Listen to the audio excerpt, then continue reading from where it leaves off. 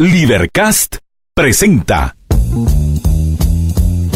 una producción de Libertópolis, donde nuestra misión es promover un mundo de personas libres y responsables en búsqueda de su felicidad. Creamos valor innovando, analizando y transmitiendo información e ideas. Día a día encontrarás los episodios de las emisiones correspondientes a nuestros programas.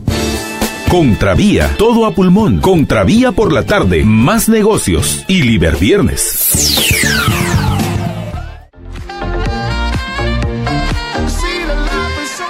Son las 6 de la tarde con 9 minutos este viernes 22 de febrero. Así como que no hice nada, el mes se pasó volando. Y qué bueno, porque enero yo sentí que duró años. Bienvenidos a una emisión más de Liberviernes. Para mí, José Fernando de Nau, es un gusto poder acompañarlos un viernes más en un viernes como estos, en el que seguramente muchos están sufriendo el tráfico, particularmente en carretera El Salvador. El tráfico está imposible desde hoy en la mañana, en el cual hubo un accidente a las 5 y pico de la mañana. Yo 2 minutos antes había pasado por ahí, a nivel de Santa Rosalía. Hubo un accidente en el cual colisionaron como 10 carros, y después hubo otro a nivel de Gran Plaza. Después hubo un accidente en la carretera que lleva de zona 16 a Cristo Rey, que es la carretera para subir por atrás, a carretera a El Salvador. Y pues bueno, la cosa es que el tráfico ha sido un caos el día de hoy, acá en los alrededores de la Libertorre, en la Reforma y la Diagonal 6 están bastante congestionadas. Así que pongan la 102.1 FM, pongan facebook.com/libertopolis.com, sintonícenos en YouTube, busquen Libertópolis en YouTube, pueden ver ahí nuestra transmisión en vivo. En Twitter pueden buscarnos en @libertópolis, y también estamos transmitiendo por Periscope. Y si tienen llamadas o mensajes que quieren mandar, pueden mandarlos al 4585 4280, 4585 4280, sus mensajes de voz, o llamarnos al 2308-6888, 2308-6888 u 89. Y antes de introducirles el tema, Rudy, muy buenas tardes. Buenas tardes, José Fernando. Pensé que nunca me ibas a decir las buenas tardes, porque fue como... ya, terminé. A lo Ace Ventura. Buenas tardes, Guatemala. Hoy estamos disfrutando de este viernes. Espero que tengan muy buenos planes para el fin de semana. ¿Y crees que empiece a introducir el tema? ¿No? Sí, si quieres introducir el tema, después nos vamos con el editorial.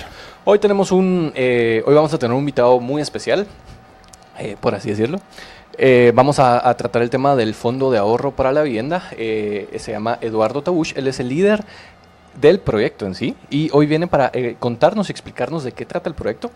Y para comentar acerca de si es una propuesta adecuada para solucionar los problemas de vivienda que tiene Guatemala. Yo, en primer lugar, cuestiono de que existen, que el problema de vivienda sea tan grave, porque se puede ver que mucha gente puede construir sus casas por ellas mismas, y que no tenemos como bastantes indigentes por las calles por todos lados, ¿verdad? Entonces, la cuestión es que vamos a tratar el tema de el AVI, el Fondo de Ahorro para la Vivienda, que es una propuesta de ley que hasta ahorita tiene un dictamen favorable por parte del Congreso. Y lo que busca esta propuesta de ley, ya nos lo va a explicar más a fondo Eduardo, pero lo que busca esta propuesta de ley es generar un fondo de ahorro forzoso, porque nos van a colocar nuevos impuestos con este fondo. Creo que tal vez, usando bien el término para no causar confusión, que la vez pasada me corrigieron un profesor de la universidad, más que ahorro forzoso es ahorro obligatorio. Es por la fuerza también al mismo tiempo. Son tecnicismos, pero tal vez valdría la pena usarlo por ahorro obligatorio, porque el ahorro forzoso en economía se entiende distinto. Sí, también. Entonces es un ahorro obligatorio, según José Fernando. Gracias por la corrección. Que nos están buscando imponérnoslo para generar un fondo en donde las personas que deseen optar por un préstamo, o sea, primero nos quitan el dinero y después nos lo vuelven a prestar para comprar su casa, lo van a poder hacer a través de este fondo y a través de esta nueva institución que se llama el AVI. El AVI... Al final, el AVI es el instituto, la idea que surge detrás de esta iniciativa de ley. Y pues bueno, qué mejor que tener a al ideólogo detrás de esta iniciativa para tratarla con él, porque en repetidos programas hemos tratado esta iniciativa desde que la presentaron el año pasado. Hemos venido tratando el tema con diferentes economistas, entre nosotros. De hecho, en el programa de la semana pasada con Gloria platicábamos acerca de esta iniciativa ¿Fue semana pasada? Sí, de la semana pasada platicábamos con Gloria acerca de esta iniciativa de... Estoy algo perdido en el tiempo. De esta iniciativa de ley. Y pues bueno, qué mejor que tener los pelos de la burra en la mano para decir de qué color son.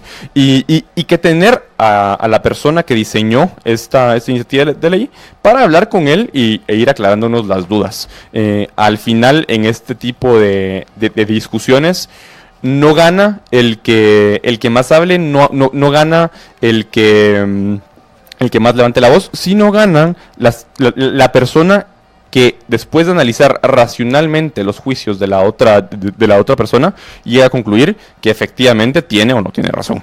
Entonces, pues eso vamos a tratar, pero antes, brevemente, las notas de la editorial de esta semana. Esta semana, pues, hubo pocas cosas verdaderamente trascendentales. Una de las que creo que valdría la pena mencionar es el hecho de que ya van 23 municipios que prohíben el uso de bolsas plásticas, Duroport y derivados en el país. Van 23 municipios.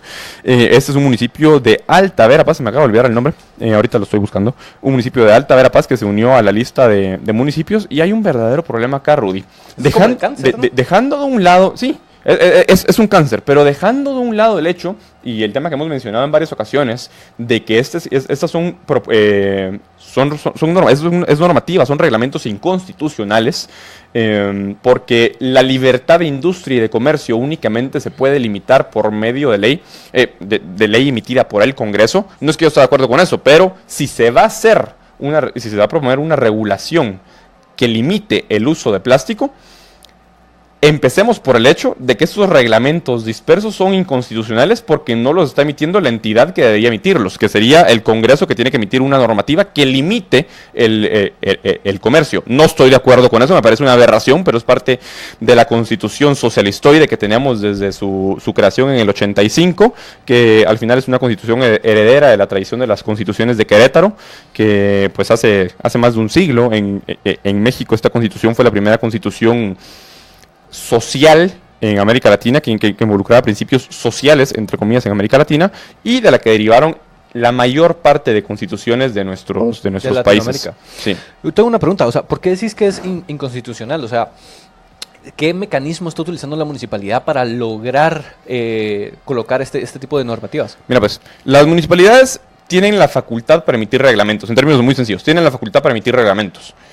Pero los reglamentos, porque el artículo 183 de la Constitución, si no estoy mal, el inciso E, establece que los reglamentos sirven para desarrollar el contenido de las leyes. Además, el artículo 40 y pico de la Constitución, que establece el derecho a libertad de industria y comercio, establece que la libertad de industria y comercio únicamente puede limitarse si y solo si el Congreso aprueba dicha limitación por medio de un decreto que emane del Congreso. En este caso, estos reglamentos parten de la nada, son reglamentos independientes que no tienen una ley emitida por el Congreso en la que se sustenten. Y, por otro lado, no solo eso, sino encima están limitando la libertad de industria y de comercio, en este caso la libertad de comercializar el plástico, incluso de producirlo dentro de las municipalidades. Sin ir muy lejos, eso no es algo que está pasando así como, qué bonito para proteger el lago de Atitlán en San Pedro de la Laguna, que fue uno de los primeros en hacerlo, sino ya está pasando alrededor nuestro. Santa Catarina Pinula ya emitió su reglamento, y San Miguel Petapa también ya emitió su reglamento.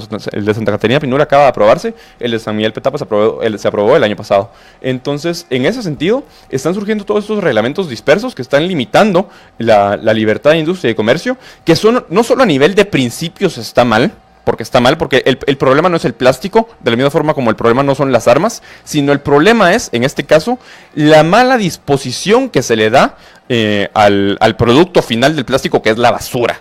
Entonces, yo creo que ese es el mayor problema. Este tipo de regulaciones, o sea, tienen buenas intenciones, como lo va a tener el AVI, lo vamos a ver en unos momentos. Pero de buenas intenciones, ¿cómo es que decís? De buenas intenciones está pavimentado el camino. Y no lo digo yo, lo decía Hayek. De buenas intenciones está empedrado el camino a la servidumbre. Así es, porque no solucionan el problema de fondo, que es de que no existen derechos de propiedad bien definidos y se incentiva a los free riders, a los, ¿cómo se les dice en español? Bueno, es que son como buscadores de rentas, pero no esa es la palabra. No, son polizones. Así, esa es la traducción directa, aunque te estés riendo, es la traducción directa, polizones, porque o sea, es gente que se está favoreciendo la verdad es que sí es como un polizón, porque es alguien que se mete, suponete, a un barco y se va de gratis en un viaje, en un crucero, en lo que sea. Y sí, eso es lo que está pasando, o sea, se están yendo de gratis porque no están pagando el costo de contaminar. Y eso es lo que este tipo de normativas no están resolviendo, sino que al final de cuentas terminan perjudicando el problema de manera superficial y... No, estoy de acuerdo contigo, y es que eso es lo que pasa. A ver, uno cuando nosotros criticamos acá esas iniciativas de ley, sí hay mentalidades perversas que buscan la forma de sacar rentas a través de este tipo de mecanismos, como el caso de los plásticos, en los cuales hay empresas a las cuales las han ido a extorsionar municipalidades a cambio de no aprobar la normativa de plástico. El caso del Antigua fue un perfecto ejemplo.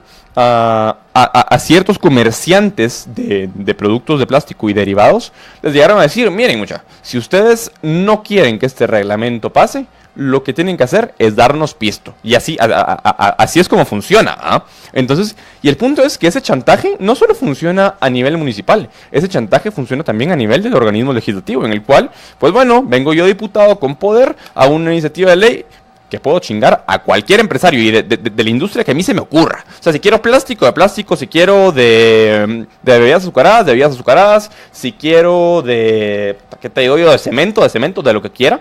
Y llego con el empresario y le digo, mire, yo tengo el poder de promover esa iniciativa de ley. Y depende del nivel de diputado, ¿eh? Tengo el poder de promover esa iniciativa de ley. Ahora, si usted pues está dispuesto a transar y ver la forma en la que lo arreglamos, esta iniciativa no se presenta y se engaveta. Entonces, lastimosamente, así es como funciona nuestro sistema. Entonces... Y esa es una de las razones por las cuales ahorita el Corruption Perception Index, el índice de percepción de corrupción, nos muestra como uno de los países más corruptos en América, o sea, ni siquiera de Latinoamérica, sino en toda América. Estamos en el porcentil 4 de países más corruptos en Latinoamérica. Solo nos gana Venezuela, Haití y Nicaragua. Después de nosotros sigue México, Paraguay, Honduras y Bolivia. Te quedé de reír, estoy buscando ahorita la traducción de Free Riders, y lo más interesante es que Linguist es un diccionario pues bastante reconocido para hacer traducciones, y la traducción que me da es Free Riders. Pero bueno, tenemos que ir a un corte comercial para entrar ya con nuestro invitado. Vamos y volvemos.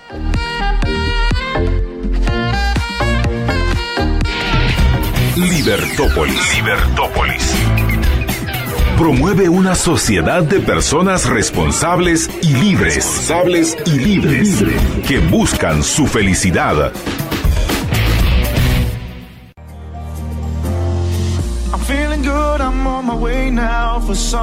Disfruta lo mejor de San Martín en casa. Desayunos, almuerzos, cenas, pastelería, panadería, pizzas y bebidas frías al alcance de una llamada. Marca el 22 15 15 15, 22 15 15 15. Y si estás en la zona 1, 2, 4, 9, 10, 13, 14, 15 y 16, antes eran como 5, ahora ya vamos por 10. Por un mínimo de consumo de 85 quetzales y un recargo de 12 quetzales por envío, pueden pedir San Martín a domicilio. En este mes del cariño en Intelaf amamos la tecnología. Para sorprender a ese ser amado o a tus amigos, ven a Intelaf y encontrarás ese regalo perfecto para este día del cariño. Entra ahora a intelaf.com y entérate de nuestras mejores ofertas. En Intelaf amamos la tecnología. A pesar de que pasó el día del cariño, todavía pueden ir a Intelaf antes de que llegue el 28 de febrero.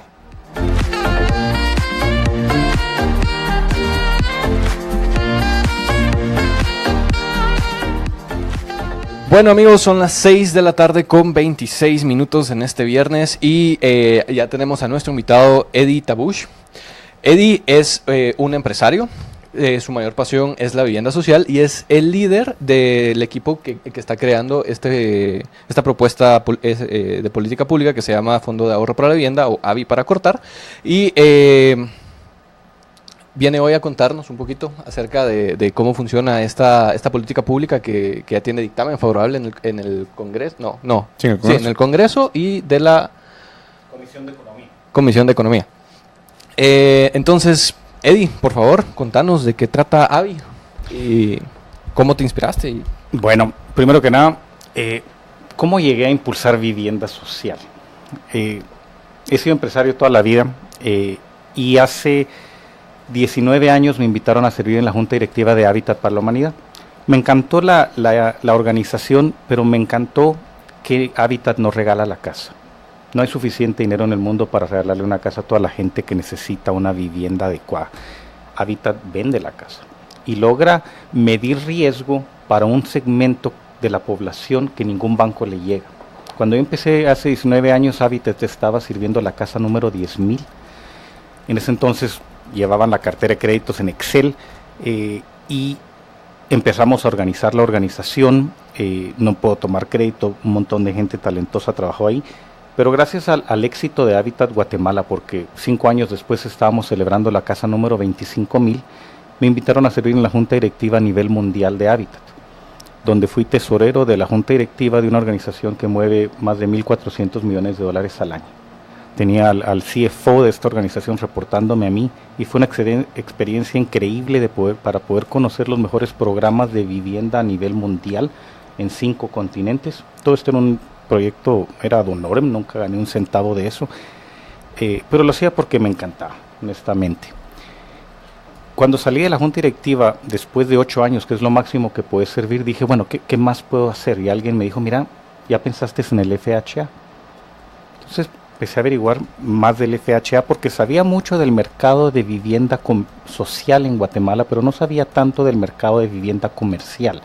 Y en particular, los sistemas que tenemos de acceso a crédito para vivienda. Y bueno, empecé a leer más del FHA y me di cuenta que realmente el FHA es una aseguradora de hipotecas. Para los que no saben, actúa de aval para que el banco le quiera prestar a una persona que de lo contrario no le prestaría, le quiera prestar con un enganche más bajo, a un plazo más largo y a una tasa de interés más baja. Gracias al FHA, Guatemala tiene, creo que es la tercera tasa hipotecaria más baja de toda Latinoamérica, solo nos gana Panamá y Chile. Gracias al FHA tenemos el enganche más bajo de todo el continente. En la práctica normal, ni siquiera en Estados Unidos puedes comprar una vivienda con 5% de enganche. Y el FHA no le cuesta ni un centavo al Estado. Es más, dejó 140 millones de quetzales de utilidad el año pasado. No ha recibido un centavo de presupuesto desde que se fundó hace más de 50 años. Ah, bueno, sí, porque el Estado sí les otorgó 900,000 quetzales al principio. Exactamente, en el 66. Y el FHA empezó a enseñarme los problemas realmente que tenemos en el sistema de acceso a financiamiento en Guatemala. La hipoteca promedio que el FHA emitió el año pasado fue de 508,000, que el FHA aseguró, perdón, fue de 508,000 quetzales. El valor promedio del crédito que Micope dio para vivienda fue de 50,000 quetzales. Cuando empezás a ver esos dos promedios, lo primero que te impacta es, bueno, ¿y qué hay de toda la gente que buscaría comprar una vivienda de 250,000 quetzales? ¿Dónde están sacando sus créditos? No los están sacando.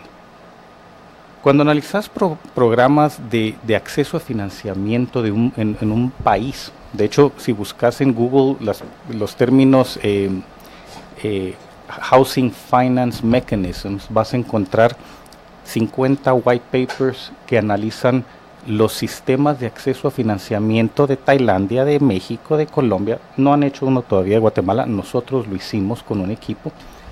Y todo empezó porque estaba en una conferencia de financiamiento en México y se sube un mexicano muy orgulloso y dice, en México se van a construir 1,000,000 de viviendas.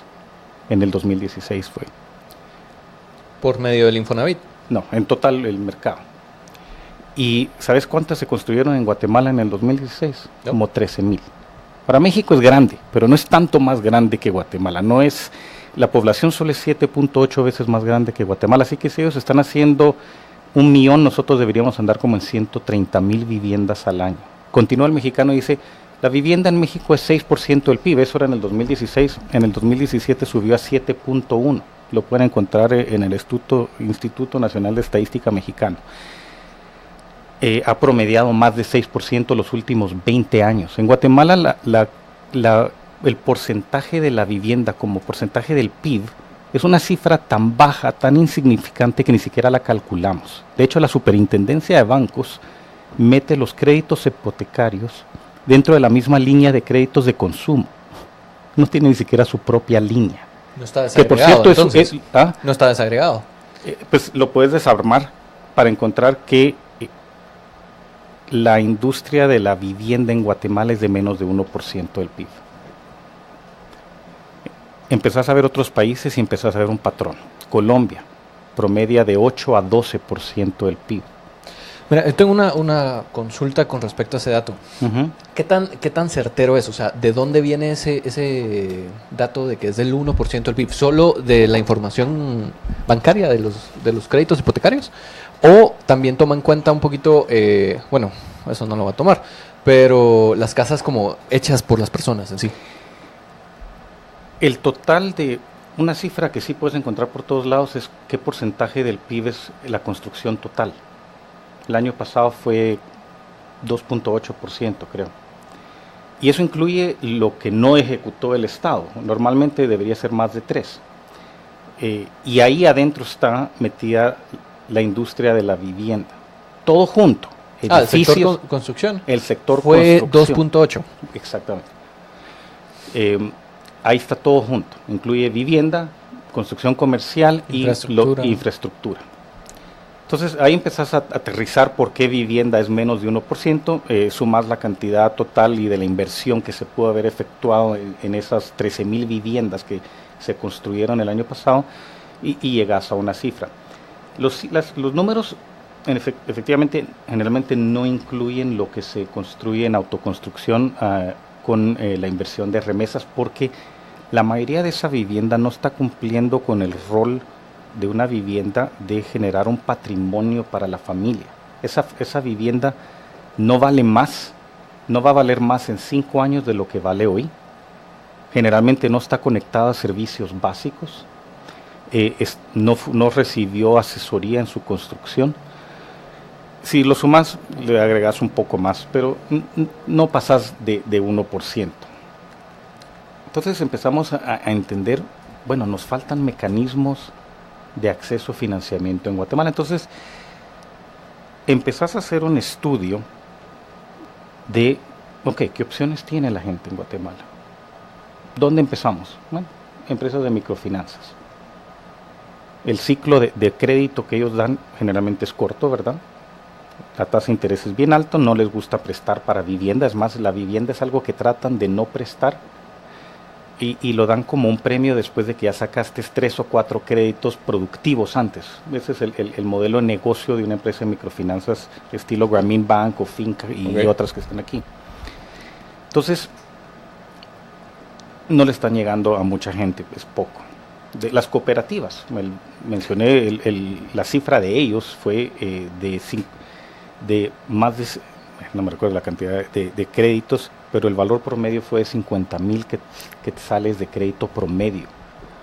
Que es un crédito de mejoramiento de vivienda, pero a corto plazo y no precisamente para construir una vivienda como lo que la mayoría de la gente, bueno, lo que un gran segmento de la población podría estar comprando. Entonces empezás a encontrar estos gaps, estas brechas en el acceso a financiamiento. Ok. En esa línea, para ir simplificando, entonces se podría decir, porque al final el tiempo es oro y me interesa que entremos de lleno a la iniciativa. En términos sencillos, la iniciativa surge de la falta de acceso a financiamiento para la vivienda que hay en Guatemala. Exactamente. Entonces, de ahí surge esta iniciativa. El modelo que se implementa en Guatemala a través de esta iniciativa para empezar a entrar de lleno a la iniciativa, ¿en qué modelo está inspirado? Y no solo eso, sino ¿en qué modelo está inspirado y en qué consiste el modelo que se quiere implementar en Guatemala? Voy a retroceder un segundito. Lo primero que dijimos es, bueno, realmente habrá necesidad para uno de estos investigaciones y contratamos a Pablo de León en CAVI y realizamos otros 2 estudios y los 3 confirmaron que hay aproximadamente 100,000 familias que cada año tienen la capacidad de comprar una vivienda entre 150 y 400,000 quetzales. Coincidentemente, cabal entre esa brecha de financiamiento y los números no lo planeamos así. Es bueno cuando empezás a ver que 3 diferentes estudios te empiezan a tirar los mismos números. ¿350 y cuánto? Entre 150 y 400 mil quetzales. Si quieres ponerle un valor promedio, son 200 mil quetzales promedio. Por 100 mil familias estamos hablando de un segmento de nuestra economía con un valor de 20 mil millones de quetzales al año que no estamos atendiendo. Esos son los que tienen acceso a... Tienen los ingresos. En otros países estas personas tienen acceso a un crédito en buenos términos para comprar, mejorar o ampliar, comprar una vivienda nueva o usada. ¿Y cuántas son las que no tienen acceso a eso? El resto de la población. Okay. Es que cuando vas a atender, tratar de resolver las necesidades de vivienda, lo primero que cosechas es la fruta que cuelga más baja. Y esa es todas estas familias que sí tienen ingresos. Esas son las primeros que pueden resolver sus necesidades habitacionales. ¿Qué porcentaje de la población es esa? Más o menos, aproximadamente. Pues son 100 mil familias por año. Un promedio de 3 personas por familia. Okay. Que podrían estar comprando. Ahorita no están siendo atendidos. 100,000. Y ahí empezás a ver por qué nos hace falta esa pieza en nuestra economía, cuando le agregas 20 mil millones de quetzales al año a nuestra economía. Y los empleos que eso generaría también. Yo te pregunto porque según, ¿cuál era? La agenda urbana. Ajá. En un momento cuando empezaron a hablar de este tema de vivienda GT, ellos sacaron la cifra de que era el 5% de la población actual, la que vive, la que no tiene una vivienda digna. Entonces, no sé si eso tiene relación con parte del trabajo que estás haciendo. Es un número relacionado. La cifra que se usa hoy es que tenemos un déficit habitacional de 1.600.000 viviendas, de las cuales como 328.000 son déficit cuantitativo y el resto cualitativo. O sea, de esas 1.600.000, la mayor parte son familias que sí tienen un techo, pero no es una vivienda, lo que llamaríamos una vivienda adecuada. Ok, entonces con estos datos que sacaron de esta cantidad de familias que sí pueden realizar, o sea, sí podrían realizar los pagos de este tipo de crédito, ustedes decidieron hacer un sistema de financiación. Empezar a investigar las soluciones que existen a nivel mundial para poder atender este tipo de segmento. Y entonces empezamos a darnos cuenta, bueno, ¿qué tienen los mexicanos? ¿Qué tienen los colombianos? ¿Qué tienen los chilenos? Y siempre en el ámbito de vivienda social. O sea, siempre enfocado.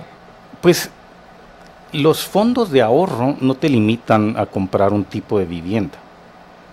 Vos puedes comprar con tu ahorro la vivienda que vos querrás y que te alcance para el crédito que vos logres calificar. Así es, pero por el promedio de la cantidad que estaban viendo que la gente podía pagar, pues, era... Exactamente, cuando ves que el FHA sí está logrando generar acceso a créditos de 500,000 quetzales, decís, bueno, lo que tenemos que buscar soluciones para poder atender es en gran escala, más de 100,000 créditos por año, de un valor promedio de 200 a 300,000 quetzales.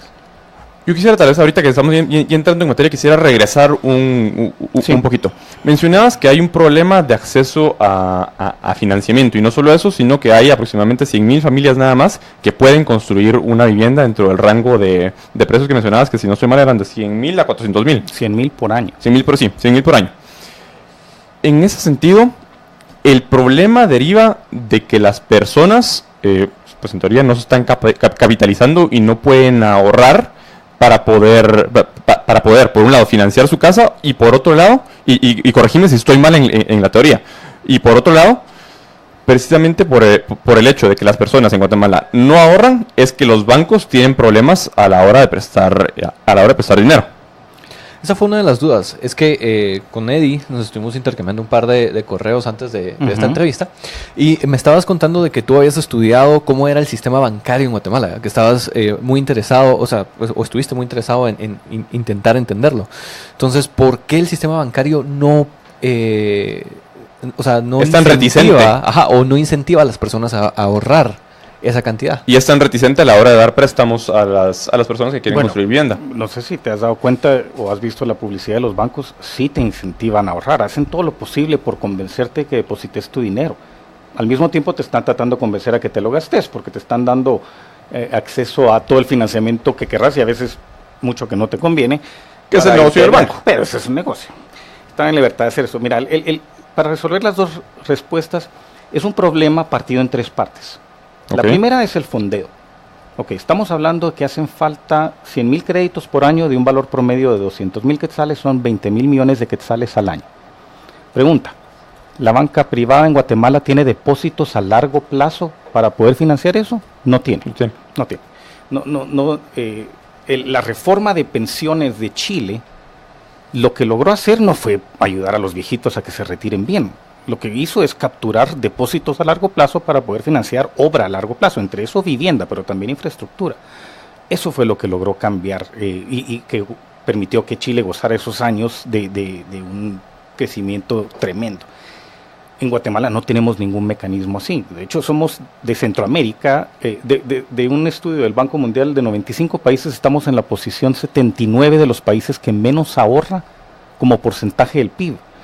Y en Centroamérica estamos en último lugar. Y entonces te preguntas cómo es posible que los hondureños, que tienen un PIB per cápita de la mitad de Guatemala, ahorran 50% más que los guatemaltecos.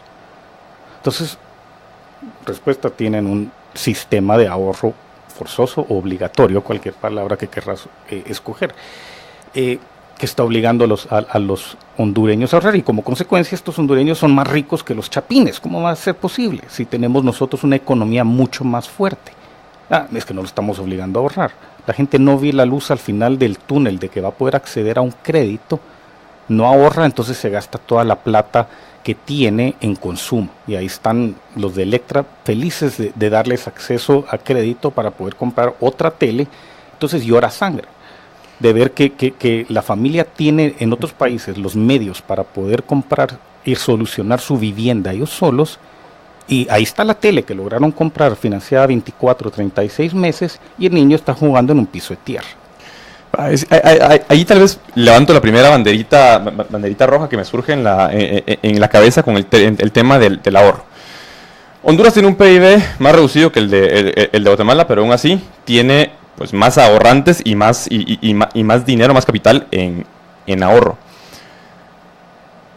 Pero la duda que me surge ahí entonces es, en Guatemala la gente, por lo menos es una, más que especulación, es una premisa que puede ser probada en contrario, pero la gente no ahorra porque no es lo suficientemente productiva para ahorrar. Por ejemplo, en el caso de Estados Unidos, o en caso de economías más desarrolladas, las personas en las cuales no hay programas de ahorro obligatorio, las personas deciden ahorrar y empiezan a ahorrar porque el sacrificio a corto plazo que representa ahorrar ese dinero, que a largo plazo lo va a ayudar a satisfacer cualquier necesidad, ya sea para construir vivienda, para irse de viaje, para invertirlo, y precisamente por eso el rol tan importante de la capitalización en una economía de mercado le va a servir. Pero actualmente lo que yo pensaría es, las personas en Guatemala, o la mayor parte de personas en Guatemala y en nuestros países con economías como las que tenemos, no ahorran por el hecho de que les es muy costoso ahorrar, porque tienen otras necesidades a corto plazo que tienen que satisfacer. Sí, pero entonces, eso lo ves en todos los países tercermundistas. Sí, entonces, por eso, sin embargo, sí logran ahorrar cuando terminar la pregunta.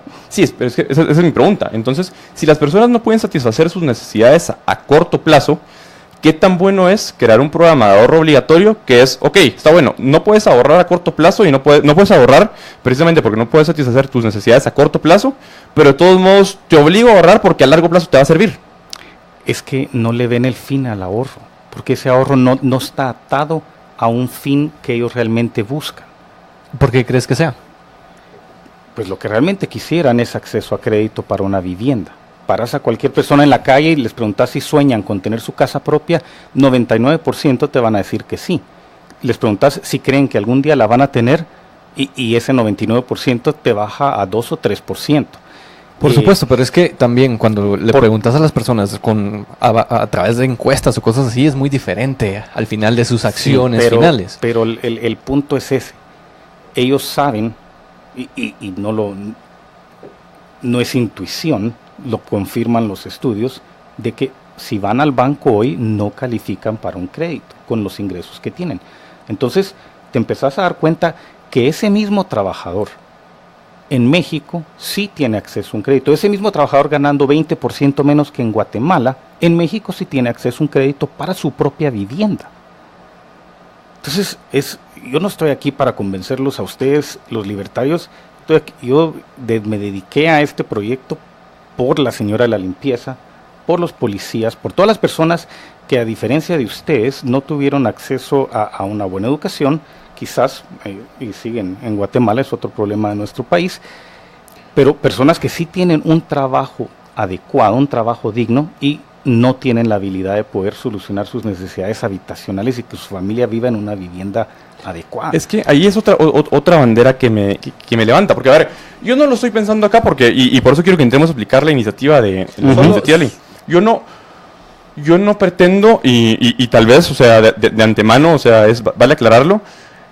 La razón por la cual a mí esa iniciativa me levantó banderitas y lo platicaba con Rudy, no fue por el hecho de que, el patrón no se le va a cargar con un 3%, que vamos a entrar a ver que realmente, o sea, vamos a ver si realmente es así o si realmente no es una carga para el patrono y el tema de la relación que tiene este porcentaje respecto a la indemnización. Más que por eso, es particularmente por la señora de la limpieza, por el señor de mantenimiento, por el barrendero que trabaja para la municipalidad y todas aquellas personas que no tienen un ingreso que les permite vivir pues bien y tener una verdadera calidad de vida. El hecho de que a través de un programa se les pretende decir qué es lo mejor que ellos tienen que hacer con su dinero y cuál es el que debería ser, o como decías tú, la luz al final del túnel de lo que ellos no están viendo ahorita, pero que debería ser su propósito final. Entonces, en ese sentido, el punto es, a mí me parece, y no lo digo por ti, sino el concepto detrás de la iniciativa, me parece arrogante el hecho de pretender que las personas son tan tontitas que no saben qué hacer con su dinero, cuando realmente el problema al que nos damos cuenta en nuestros países es que precisamente por la falta de productividad de las personas, y especialmente con todas las demás trabas burocráticas y legales que existen para generar riqueza, no llegan a ser suficientemente productivas y precisamente por esa razón no pueden darse el lujo de ahorrar. Bueno, yo solo diría, tal vez para avanzar un poquito, porque yo ahorita ya tengo un poco. Pero si quieres, deja que responda y seguimos. Es que te voy a decir una cosa. En 1972, cuando se fundó el Infonavit, el PIB per cápita mexicano era $460 más alto que el de Guatemala. Una ley arrogante hizo que hoy el PIB per cápita mexicano es $4,500 más alto que el guatemalteco. Podés ver el efecto de esa ley arrogante en los últimos 30 años. No siempre funcionó el Infonavit, tuvo unos grandes problemas y ha sido una fuente de aprendizaje tremendo para aprender a diseñar y ponerle los candados al nuestro. Pero esa ley arrogante a la que vos te referís ha hecho que los mexicanos sean inmensamente más ricos que los guatemaltecos. Entonces, ¿quién está siendo el arrogante? El que dice, no vamos a levantar un dedo por ayudar a los pobres en Guatemala porque eso es arrogante.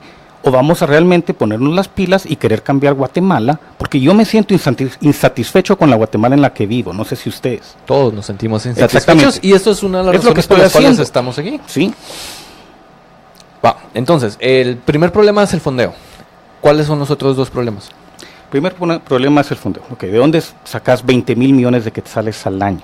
Segundo es la originación de créditos. ¿Cómo originas 100,000 créditos nuevos cada año?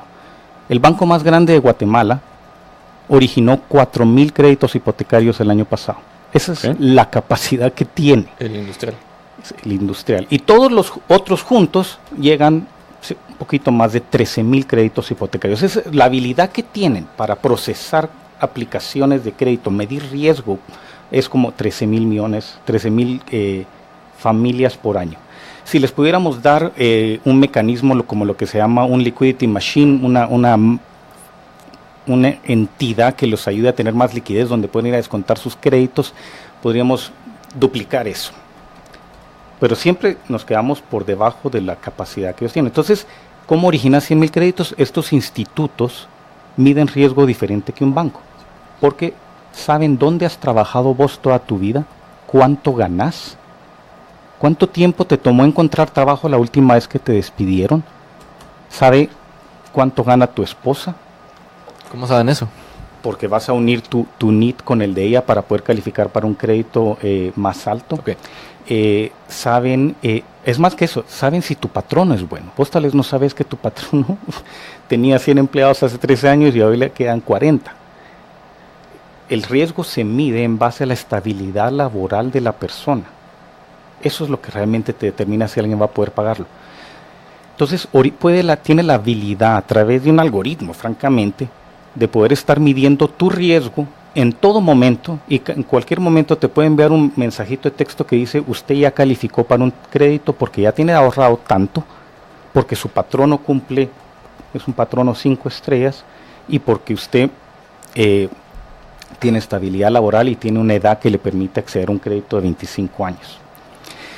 Y la tercera parte es el servicio de cobro de la deuda. ¿Cómo conseguís? Ese es de los grandes problemas que tiene un banco tan capaz como el BI, francamente, es el mejor de Guatemala, es que ¿cómo conseguís que de una manera voluntaria esos 100,000 créditos vayan todos los meses, escriban un cheque y te lo pasen pagando? Como era que decían, las mejores intenciones, el camino al infierno está pavimentado con mejores intenciones. La gente tiene buenas intenciones de querer pagar sus créditos, pero no siempre las pagan. ¿Cómo lo soluciona este tipo de institutos? Cuando vos accedes a un crédito, el instituto le informa a tu patrono que ahora te tiene que descontar 2,000 quetzales de tu sueldo. Vos lo autorizaste, es tu dinero. Y te van a quitar la cuota de tu casa todos los meses. Entonces, aunque vos seas irresponsable o tal vez te guste la Guadalupe Reyes y planeas parrandear todo el mes, no te vas a lograr gastar la cuota de tu casa. Además, este tipo de institutos tienen seguros de desempleo y seguros de enfermedad, que son las dos razones principales que la gente pierde su casa. Uno, perdiste tu trabajo, y dos, se enfermó un miembro de tu familia y por salvarle la vida y pagar el hospital dejaste de pagar tu hipoteca y perdiste tu casa. Entonces, los tres componentes eran fondeo, originación y servicio de cobro. Estos institutos tienen resueltos los tres.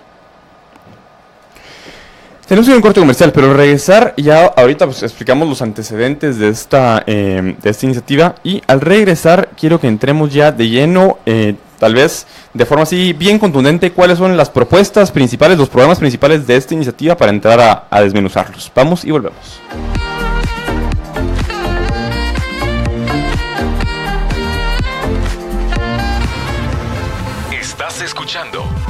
Estás escuchando Libertópolis.com para el mundo.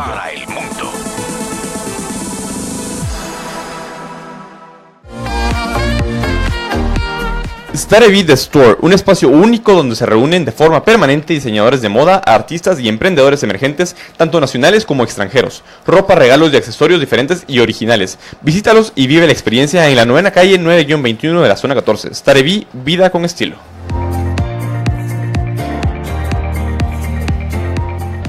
Si eres instalador de piso cerámico, ven a divertirte y celebra con Samboro el Día del Instalador del Piso Cerámico, este domingo 3 de marzo de 8 a 4 p.m. Habrá música en vivo, concursos, comida y muchas sorpresas más. Regístrate enviando instalador al 555-50257 o en el Facebook de Samboro.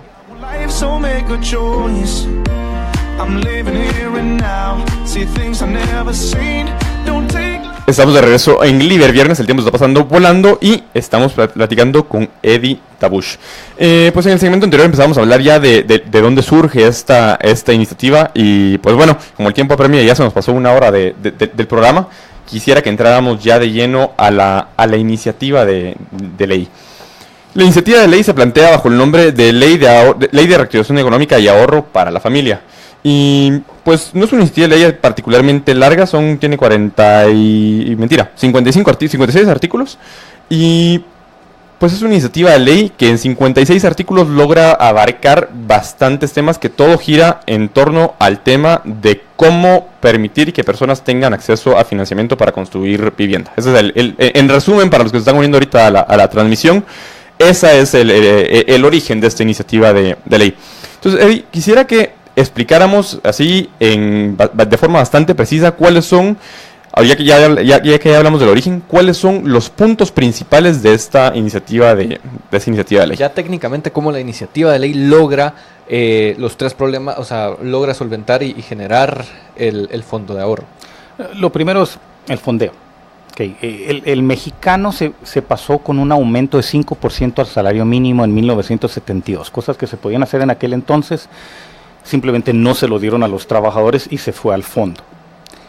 El colombiano se fondeó a través de una indemnización universal que ya existía. En vez de que los patronos guardaran la cesantía, que es el nombre que ellos le dan a la indemnización, le dijeron, ahora los patronos aporten esa plata al fondo de ahorro, a una cuenta de capitalización individual a nombre de cada uno de sus trabajadores.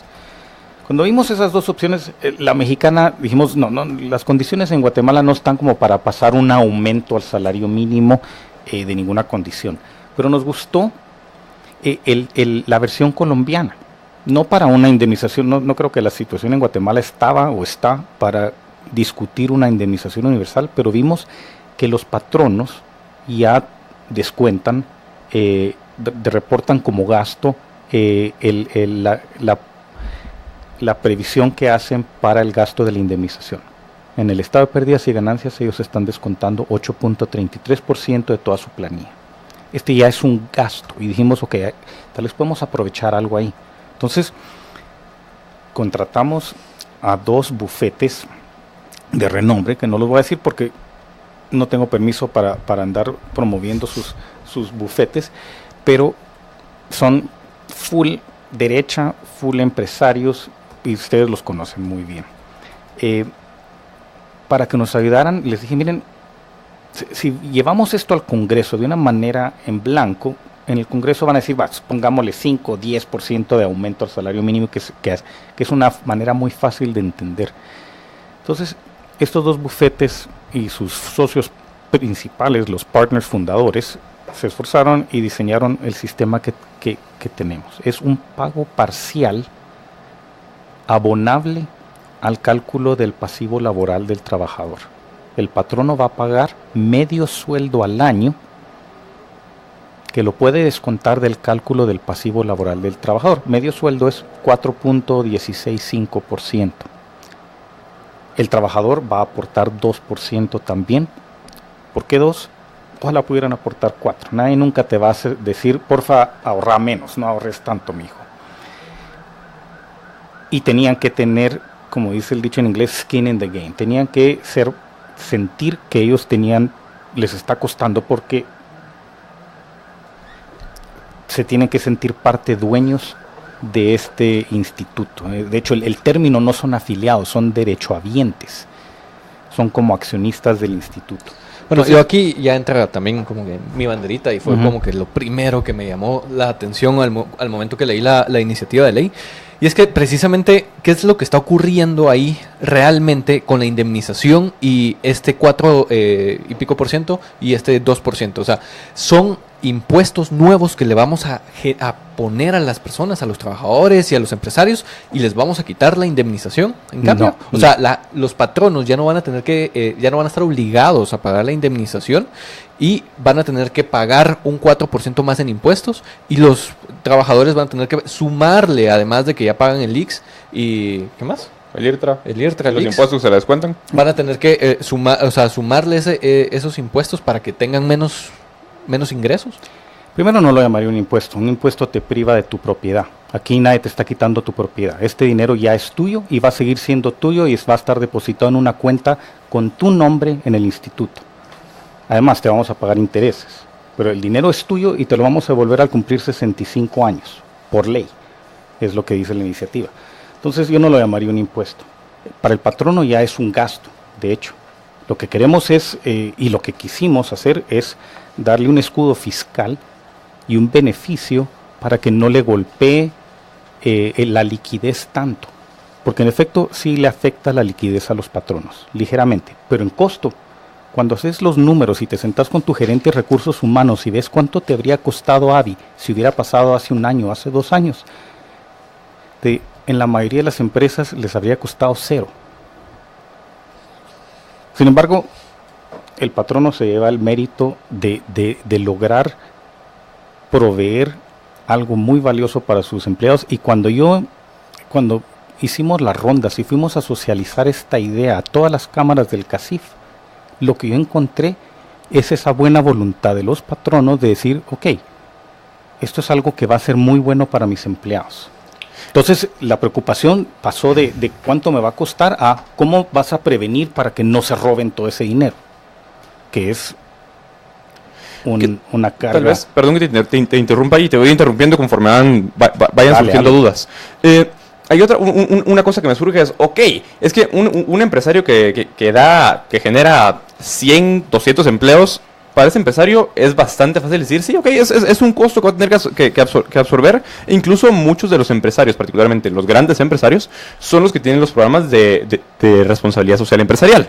Pero por otro lado, esta iniciativa de ley, ¿a qué patronos afecta? O sea, ¿cuántos trabajadores tenés que tener tú como patrono para tener que adherirte y ser un sujeto obligado por esta iniciativa de ley? El mismo principio que el IC, son 3 o más empleados. Va, entonces, en este caso, pequeños y medianos empresarios de un solo romplón, que de por sí ya la tienen difícil, se van a ver afectados. O sea, porque para un presidente del CACIF, por ejemplo, es muy fácil decir, está bueno, fresh. O sea, que caiga es algo bueno para mis trabajadores.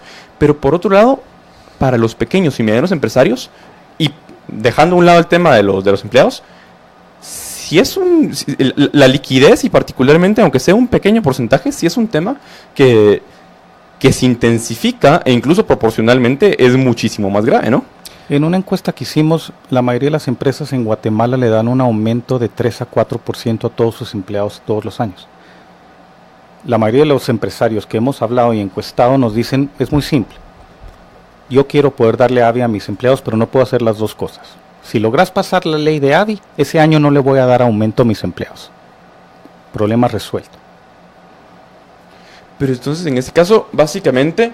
Esto es más barato que darles un aumento de 3%. Pero entonces, ahí me parece incluso mucho más perniciosa para el empleado. Porque el empleado, en este sentido, lo que quisiera, por lo menos... A ver, en mi caso, yo no soy un empresario multimillonario e incluso me he ido abriendo las puertas desde que empecé a trabajar desde los 17 años, con el apoyo de mis papás, pero empecé a trabajar particularmente en Libertópolis desde los 17 años y he ido pues, ganando dinero y cada vez más. Pero si a mí me pones a escoger ahorita, ¿qué prefiero? Si quiero que acá y en mi otro trabajo me descuenten de una vez de mi sueldo, un porcentaje de mi sueldo, o si prefiero ese aumento. Y yo, José Fernando Orellana, no puedo hablar por los demás, pero yo, José Fernando Orellana, te diría, yo prefiero el aumento. Bueno, eso no es por el resto de la vida, fue un año. Imagínate, a los 17 años que empezaste a trabajar, habrías empezado a ahorrar 6.16%. O sea, ¿cuánto tendrías ahorrado hoy más los intereses? Bueno, la estimación es que les va a tardar un año a los empresarios acomodarse a redirigir los capitales de pago a los empleadores, para poder al año siguiente ya darles un aumento. A mí lo que más me preocupa de esta iniciativa en sí es que penaliza el emprendedurismo, al final de cuentas, porque vuelve más difícil cuando aumentas la tasa impositiva para pasar a la formalidad de este tipo de cuestiones, de requisitos legales para tener tu empresa o crecer tu empresa. Entonces estás generando una especie de barrera para que muchas startups, muchos empresarios pequeños que están iniciando ya no puedan sobrepasar esa barrera, ese ¿qué? Tipo de capitalización que necesitarían. Sí, es un efecto crowding out que tiene para poder continuar creciendo. Entonces, ¿por qué? O sea, ¿hay alguna forma, hay algo dentro del AVI que permita a estos entrepreneurs poder como tener una forma más sencilla de avanzar a través de esta iniciativa? Pues primero te diría que estoy 100% de acuerdo con vos. Esto eleva una barrera, de acuerdo. Creemos que el beneficio para los trabajadores va a dar un job satisfaction más alto para esos trabajadores, que van a poder tener acceso a un crédito para vivienda. En mi experiencia, hay gente que cree que todos los empresarios son el diablo encarnado, y yo no creo eso. Yo creo que la mayoría de los empresarios quieren lo que es realmente bueno para sus empleados, y esto es bueno para sus empleados. Esto es buenísimo para sus empleados. Esto realmente es un game changer de país, por lo que ya hablamos de generar un segmento de la economía de 20,000 millones de quetzales al año, por generar 300, 400 mil trabajos que hoy podríamos tener y no tenemos, y por realmente crear todos estos trabajadores, crear en Guatemala un país de propietarios. ¿Te das cuenta lo que eso es? Una persona que no tiene nada que perder vota muy diferente que alguien que ya tiene su pedacito de la propiedad privada. Esto es algo, el fundamento de Libertópolis es la propiedad privada, ¿o no? Sí, pero eso es una situación política muy, muy peligrosa. Porque es una de las razones psicológicas a nivel social que causó la crisis del 2008 en sí. Porque generó una iniciativa de buscar que las personas sean propietarias de casas, o sea, propietarias de su vivienda, cuando de por sí no siempre es la condición ideal. Sobre todo cuando están empezando a trabajar, sobre todo cuando están empezando a trabajar. Si tienen tiempo, podemos discutir realmente qué causó la crisis del 2008. Enfoquémonos en Pero eso fue una combinación del mercado hipotecario gringo, que es único en el mundo. No hay dos iguales. Los europeos son completamente diferentes.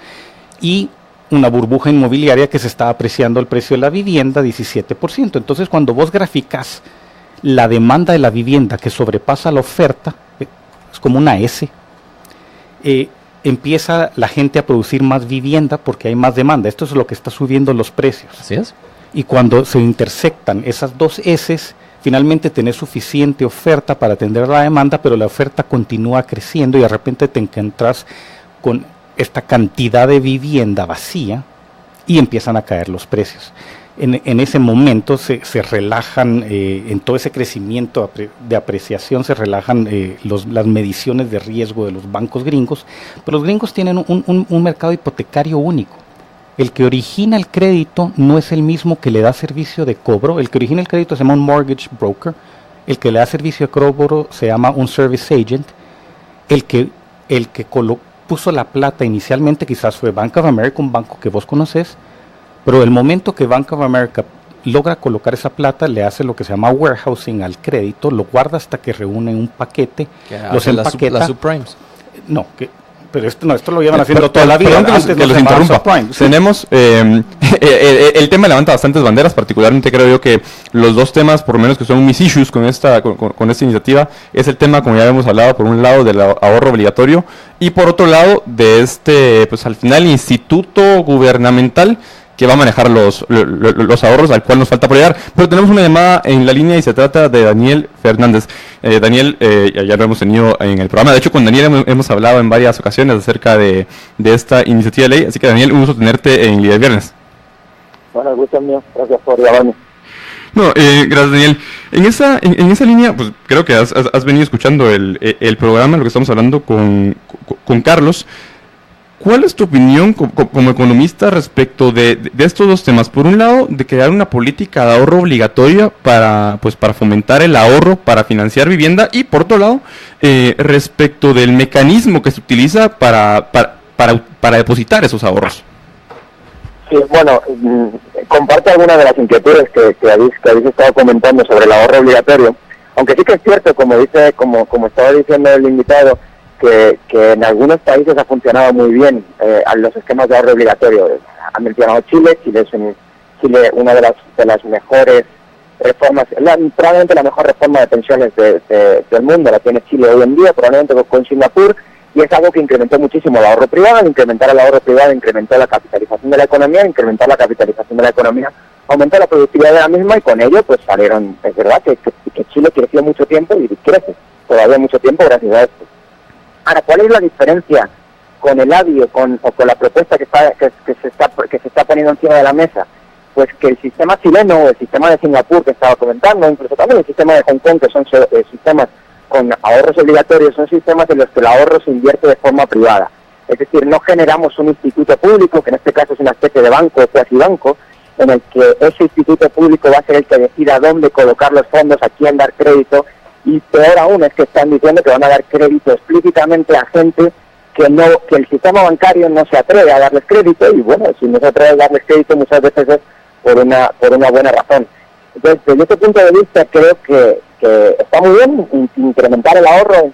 Creo que hay mejores formas de hacerlo que el ahorro obligatorio, pero bueno, una de ellas es el ahorro obligatorio. Ha funcionado bien en otros países del mundo.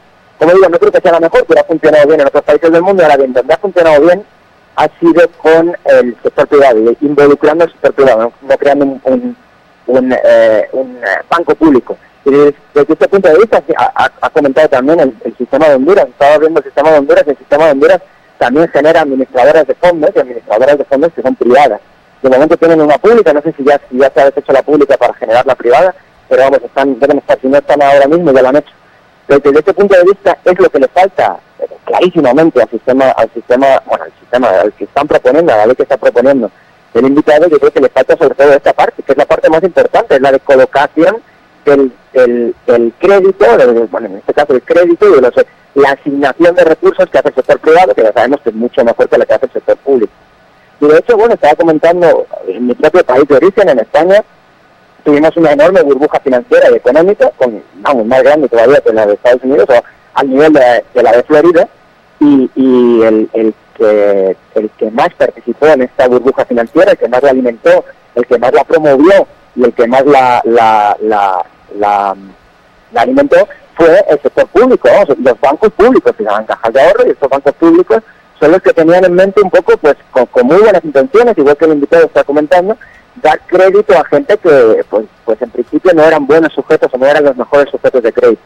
Cuando pasó esto, pues bueno, yo creo que gran parte de la burbuja financiera española se puede explicar por esto, no solo la de España, la de otros sitios en Europa, Chipre, por ejemplo, también, y la de Estados Unidos, a pesar de que es verdad que el que origina el crédito es un poco diferente al sistema europeo, pero el que origina el crédito y el que se lo queda son personas diferentes. En cualquier caso, el que se lo queda, el que lo reorganiza es otro también, o sea, tienen todo un sistema shadow banking bien complicado, pero bueno, en cualquier caso, al final es exactamente lo mismo, estás dando crédito a una persona que no es un buen sujeto de crédito, y cuando esto ocurre, pues se generan los problemas que hemos visto en nuestros países. Desde este punto de vista, pues creo que es muy bueno intentar fomentar el ahorro, y es muy bueno intentar fomentar la inversión privada. Ahora, no creo que sea tan bueno dirigirla por un sector público y mucho menos dirigirla a un sector concreto, como es el de la construcción. Otra cosa que he comentado, que está muy bien, pero bueno, que ha comentado el invitado, era que los empleos que generan cierto efecto multiplicador en la economía. Y es cierto, prácticamente cualquier persona genera un efecto multiplicador. Si yo me voy esta noche a cenar con mi novia y pido una cena, pues genera un efecto multiplicador, pero eso no es justificación para que alguien me dé dinero para ir medio de cena. Pero en cualquier caso, este efecto multiplicador hay que pagarlo. Y pagarlo significa que se lo vamos a tener que quitar a alguien, es decir, que va a tener un efecto desmultiplicador en otra parte de la economía. Es decir, estás generando empleos con una mano y los estás dejando de generar y los estás destruyendo de otra mano. Entonces, pues lo que se ve es lo que generamos y lo que no se ve es lo que dejamos de generar, evidentemente. Perdón, ¿podrías explicar eso? ¿Cómo es que generar un empleo para construir una vivienda es quitarle un empleo a alguien más? No termino de entender eso. Bueno, si lo que estás haciendo es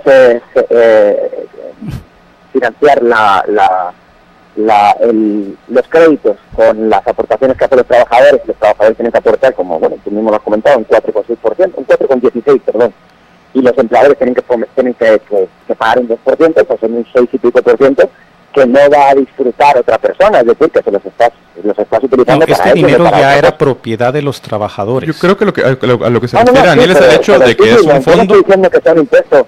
Yo no estoy defendiendo lo que estaban comentando antes José Fernando, de que esto sea un impuesto. No, yo sé que no es un impuesto y sé que se queda en una cuenta de capitalización de la persona.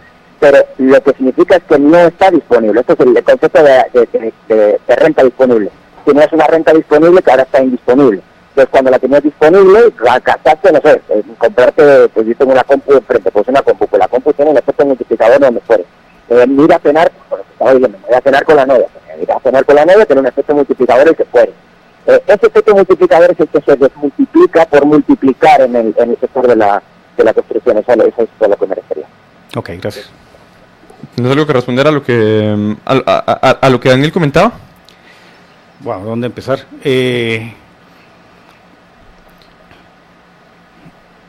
No sé dónde empezar. No sé en qué basa, Daniel, muchas de sus ideas, pero en efecto no se va a regalar el dinero. Uno de los principios básicos es una buena mayordomía de los fondos y no se le va a dar a alguien que no se considera que se va a lograr recuperar ese crédito. Eso nunca se debería hacer. ¿Y cuál es la certeza de que eso no va a pasar? Porque tienes que aprender a medir riesgo para atender este segmento que la misma banca no ha querido atender. A mí me preocupa una cuestión con eso, y es que en un principio estabas diciendo de que había una demanda, una cantidad de demanda de aproximadamente unas 100,000 familias al año que estaban requiriendo este tipo de financiamiento. Pero, ¿qué pasa cuando ya le pasamos el filtro de la tasa de riesgo? O sea, ¿cuánta gente en serio tiene ese riesgo de impago y cuánta gente en serio va a poder llegar a pagar ese tipo de préstamos? Eso es una cosa. Y lo otro es tal vez, construyendo un poquito en lo que estaba diciendo Daniel, una de las cosas que creo que la tratamos, y es que Daniel lo mencionó ahorita, me recordé, sobre lo que se ve y lo que no se ve, es que lo que estás haciendo al final de cuentas es quitarle poder adquisitivo al trabajador. Al revés, estoy permitiendo que el trabajador genere un patrimonio familiar. No, porque no tiene ese dinero líquido en su mano para gastarlo y no tiene la capacidad, ¿qué es lo que mencionaba Daniel? De decidir qué quiere hacer él con ese dinero. O sea, al final de cuentas es un ahorro forzoso lo que se está planteando con esta propuesta. Uh-huh. Para dirigirlo solo a un sector de la economía. O sea, vamos a afectar a toda la población guatemalteca solo para subsidiar en cierta forma. No vas a subsidiar a nadie. Estamos subsidiando la industria porque le estás generando una capacidad líquida de... O sea, no, tu ahorro que tal vez no lo vas a usar vos nunca, te vamos a pagar un buen rendimiento. ¿Cuánto va a ser el rendimiento? El mexicano pagó 8.32 el año pasado. ¿Y cuál es la estimación ahorita? En Guatemala vamos a empezar en 2.7, cuando alcance punto de equilibrio subimos a 5, después a 7 y después a 9. ¿Y si no alcanza el punto de equilibrio? ¿Qué pasa si continúan los impagos? Alcanza el punto de equilibrio. El modelo de negocio es bien noble. Tanto para Daniel como para Eduardo. ¿Qué pasa si llega un punto en el cual ya no se puede pagar? Y por otro lado, ¿qué pasa con todos aquellos trabajadores que se van a ver afectados por esta medida, que no tienen necesidad de esta medida porque o ya tienen una casa o ya están ahorrando por sus propios medios? Y si bien es cierto que es más difícil acceder a financiamiento en la banca nacional, pues están buscando la manera de lograr hacerlo y ya han ido construyendo sobre eso. El trabajador que gana más va a poder acceder a un crédito en un banco privado usando al instituto de aval, de garante, o usar sus ahorros del instituto en un banco privado. Es un programa que los mexicanos no lo lanzaron hasta hace como 5 años, pero de hecho es necesario porque querés que la gente que gana un poquito más que acceda mejor a un crédito en un banco privado, porque de hecho tal es la demanda que lo que vas a estar coleccionando de todos los ahorrantes no te alcanza para suplir la demanda. Entonces, nosotros estimamos que vamos a estar atendiendo principalmente a hogares, a núcleos familiares que ganan entre 3 y 18,000 quetzales, que son los que no están siendo atendidos ahorita. La gente que gana arriba, y hay un traslape ahí obviamente, es mejor servido a través de un banco privado. Entonces el instituto puede actuar de garante o de cofinanciamiento, donde el instituto pone 25% y el banco 75%, para que esa persona logre acceder a un crédito en mejores condiciones, porque tal vez todavía está en ¿cómo diría? El border, la frontera para poder calificar en un banco privado. Lo podemos ayudar a que califique. Yo no sé, yo quería hacer un comentario, no sé si estoy al aire todavía, creo que sí. Dale, Daniel. Vale. Sí, genial. Bueno, sobre qué pasa si se paga o no se paga. Antes, Eduardo hizo el comentario de skin in the game. Entonces, a mí me parece que ese comentario es perfecto, pues, justamente para ilustrar cuáles son los incentivos que tiene el sector privado para dar créditos y cuáles son los incentivos que tiene el sector público para dar créditos. El sector privado tiene precisamente este skin in the game, lo tiene completamente. Si el sector privado le va mal, el sector privado puede llegar a quebrar, perder mucho dinero. Cuando el sector público o un agente de crédito público da el crédito, pues sí, lo puede hacer bajo los estándares, unos estándares que puede considerar que sean relativamente parecidos, aunque ya en la propia ley dicen que son sujetos que no consiguen crédito en el sector privado. Es decir, es algo que el sector privado ya no les da, y si no les da posiblemente que sea porque no son buenos sujetos de crédito. Pero bueno, En cualquier caso, no tienen el skin in the game. Si pierde dinero de este instituto, ¿quién pierde dinero? Y ese es el principal problema de generar los bancos públicos y de generar este esquema de ahorro forzoso. Estás intentando incentivar el ahorro en la economía nacional, y me parece lo más loable del mundo, me parece lo mejor del mundo, es la forma de salir de la pobreza, es esa, completamente de acuerdo. El problema es que estás dando el siguiente mensaje: si tienes un instituto de crédito que no tiene skin in the game, probablemente va a dar malos créditos, y si va a dar malos créditos, va a haber mucho que no se devuelva. Si va a haber mucho que no se devuelva, ¿quién va a ser el que pague con los platos rotos? Entonces pueden ser dos personas. Puede ser el sistema, puede ser el propio Estado de Guatemala el que garantice esto en última instancia, si de verdad hay un impago masivo, este impago masivo sea el Estado de Guatemala el que necesita los bonos y salva el ABI, o si el Estado de Guatemala no está detrás del ABI, lo que va a pasar es que el ABI va a quebrar. ¿Y qué significa que el ABI quiebre?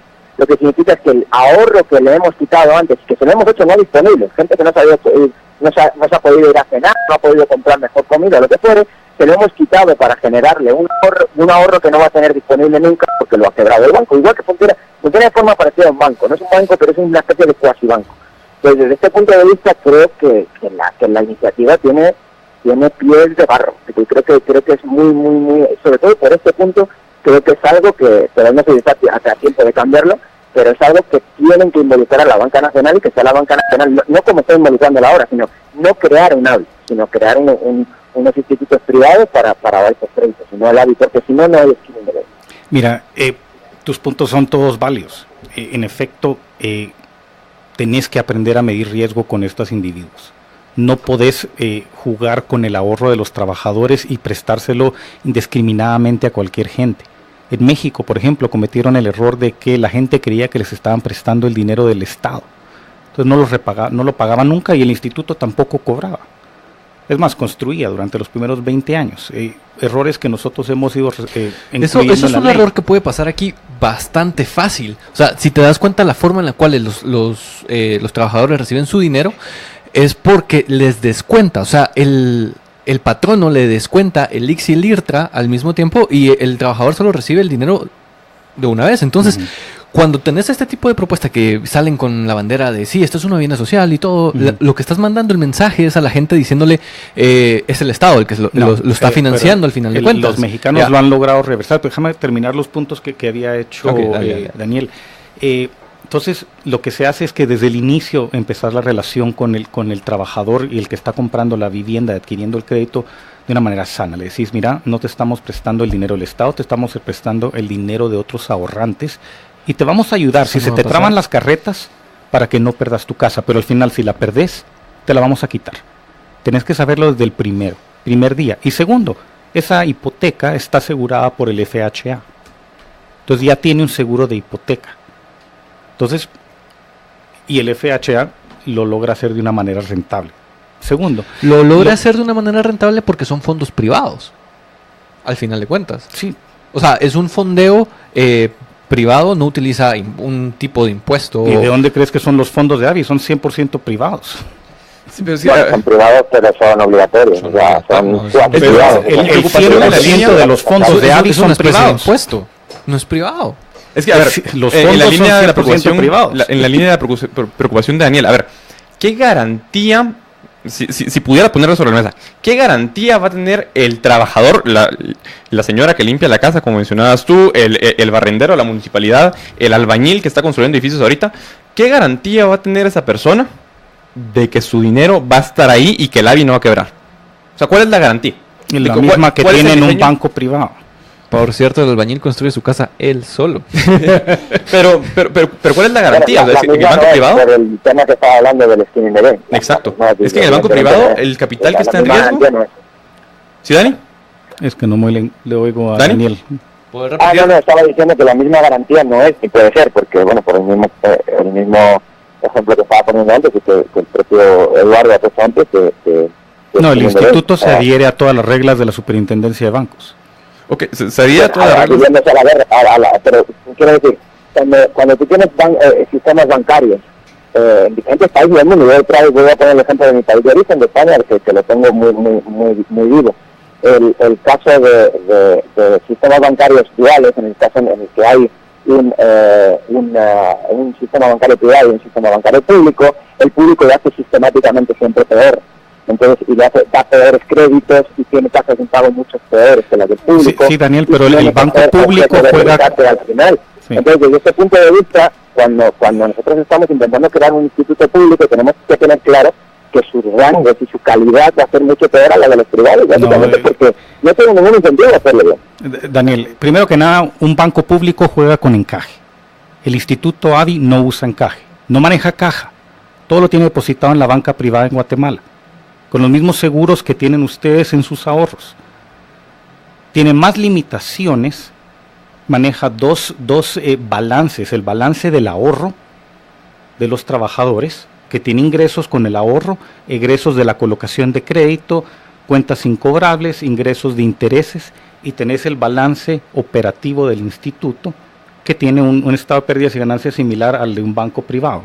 Productos financieros, colocación de créditos, gastos financieros, funcionarios empleados. La modelación financiera, Daniel, que funciona parecido. Si yo entiendo que lo que me estás diciendo funciona parecido, ahora bien no tiene encaje porque no es un depósito a la vista, entonces pues yo mismo estaba diciendo antes que esto es un cuasi banco, no es un banco, es una especie de banco. Ahora bien, funcionando parecido y estando en el mismo mercado, es decir, estando en el mercado financiero, en otros lugares, el que quiebra o el que peor lo hace es en la banca pública, porque tiene poco incentivo a hacerlo bien, y no entiendo por qué en esta ley, y encima explicándose en otros lugares que se han hecho de forma privada, por ejemplo el propio Chile, que usted lo utiliza de ejemplo, no entiendo por qué no han abierto esto al sector privado, donde muy posiblemente ya se interesan hacerlo. Lo analizamos, Daniel, depende del tamaño del mercado. Siempre vas a necesitar una versión pública para atender a esa base de la pirámide. Y cuando le abrís la puerta al sector privado, como hicieron en Colombia hay varios institutos que están autorizados para captar cesantías. Está la versión pública que se llama el Fondo Nacional de Ahorro, que se quedó con la base de la pirámide, y están todos los bancos privados que fundaron sus propios fondos para captar cesantías. Entonces, déjame terminar de explicarte. Los bancos privados se quedaron con los mejores clientes y la versión pública se quedó con los peores que nadie más quería atender. El banco continuó calificando de la misma manera que siempre ha calificado, que es a través de un embudo, y el público 30 años después no alcanza punto de equilibrio. Si tu mercado es suficientemente grande, podés tener todos funcionando bien y cada uno es rentable.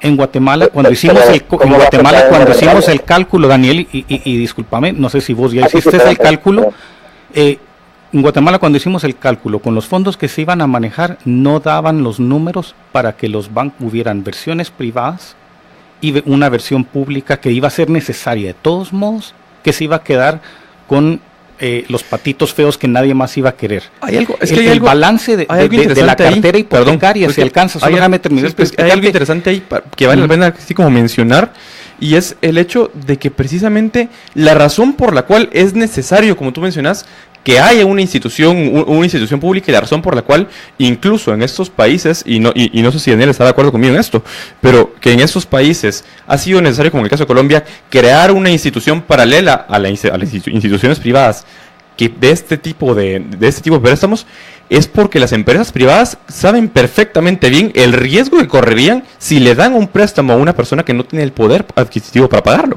Es que tampoco tienen el descuento en nómina. ¿Ves dónde se cierra el círculo? Aunque logren conseguir los fondos para el fondeo y aunque lograran originar, no tienen el descuento en nómina, que garantiza que un montón de gente que no iba a ir a pagar al Banco Industrial, sí va a pagar al Instituto Público. Y cuando ves la mora que están manejando la mayoría de estos institutos hoy en día, que francamente les tomó mucho tiempo aprender a manejarlo bien, es relativamente baja. Además que el instituto genera un patrimonio porque llega a generar una utilidad operativa de donde puede cubrir ampliamente cualquier cuenta incobrable que pueda surgir. Bueno, yo veo el punto que comenta usted. Ahora bien, si es cierto que hay estos patitos feos, como usted dijo, que no son, la clave aquí es si son buenos o no son buenos sujetos de crédito. Entonces, solamente por este segmento vamos a crear todo un instituto público con la parafernalia de banco público, con los problemas que puede generar al resto de acreedores, acreedores y de deudores también.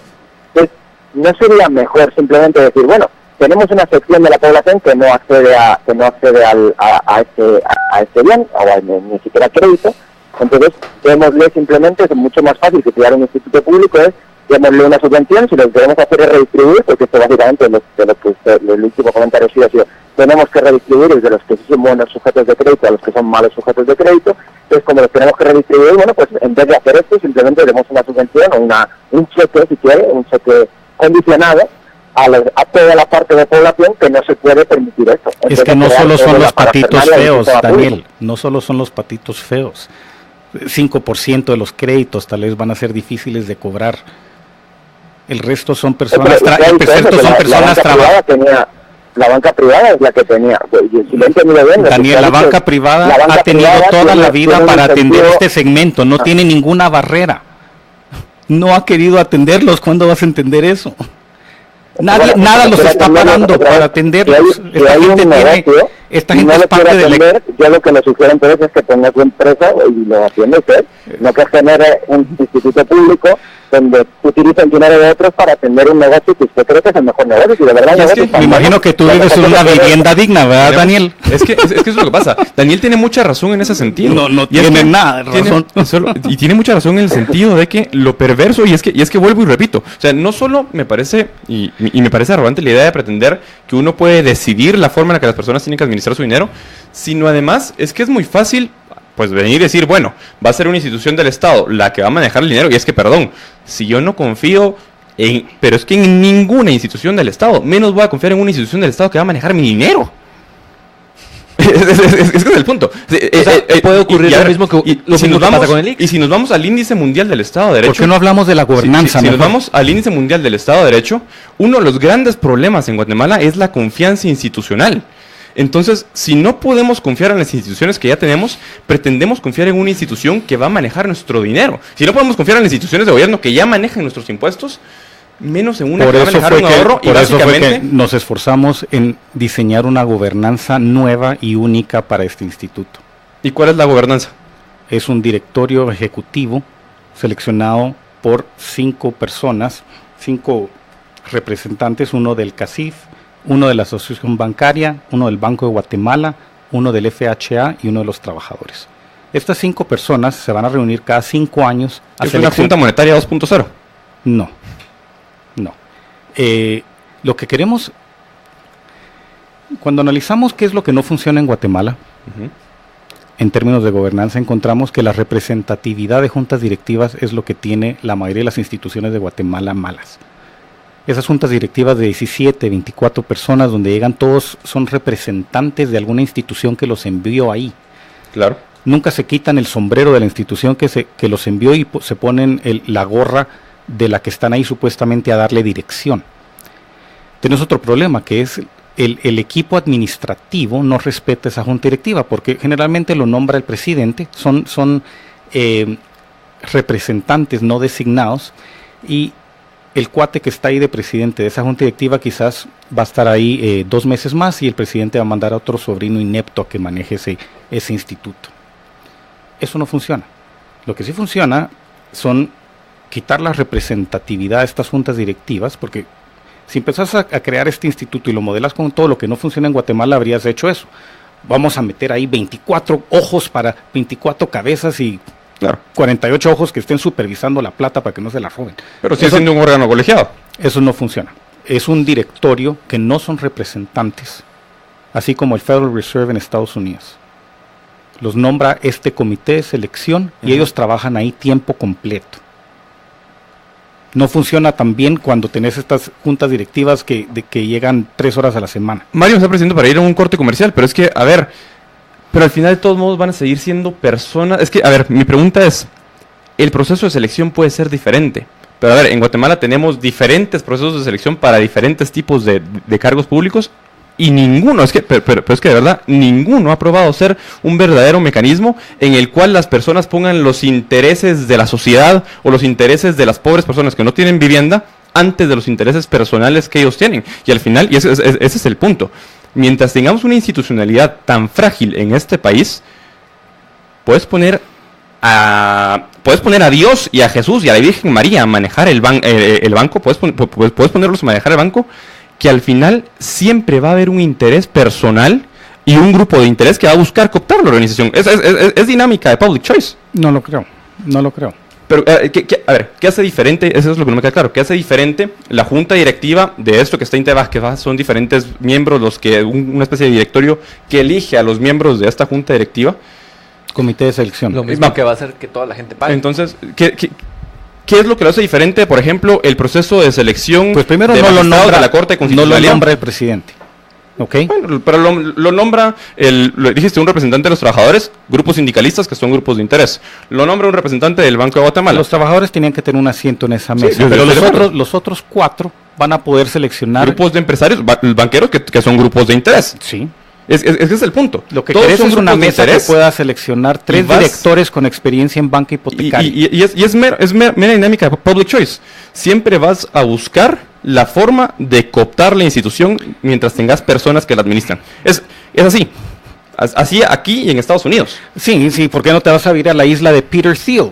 No me jodas, pues la idea de lo que vos querés no existe en ningún lugar en el mundo. Vos pretendés que en un país con en un país con una institucionalidad tan débil como la nuestra, en el cual estamos por los suelos en el índice de Colorado Springs, en el índice de Estado de Derecho, le demos a una institución más poder para administrar el dinero que le han quitado a unos para prestárselo, pues no dárselo, pero para prestárselo a otros. Entonces, no me queda claro acá cuál va a ser la garantía que van a tener las personas. Pero tenemos que ir a un corte comercial. Dani, te pido que te quedes en la línea si todavía puedes. Vamos y volvemos. Libertad es la aplicación de Libertópolis. Ingresa a tu tienda de aplicaciones preferida en tu tablet o smartphone. Escribe en el buscador la palabra Libertad. Espera unos segundos y se te desplegará la aplicación. Ahora descárgala. Una vez la tengas, ejecútala y tu dispositivo te dirá cuando esté lista. Ahora ya puedes disfrutar de las ideas de la libertad. Libertad es la aplicación. Mr. Gorbachev, tear down this wall. Por aquello de los temblores, construya con hierro AG A706, que absorbe la energía en sismos intensos. Hierro AG, la marca de confianza. Más información en www.corporacionag.com. ISECOM es una empresa con soluciones tecnológicas innovadoras y completas para controlar los activos móviles de las empresas, sean vehículos, maquinarias, celulares, vendedores y hasta ganado. Por ello, integran tecnologías como radiocomunicación, localización GPS, enlaces de datos, internet, cámaras y sensores. Tienen soluciones para diversas empresas, como por ejemplo para aquellas que distribuyen su producto o servicio a domicilio. Para más información pueden meterse al www.sescom.com.gt o llamar al teléfono 2429-2400.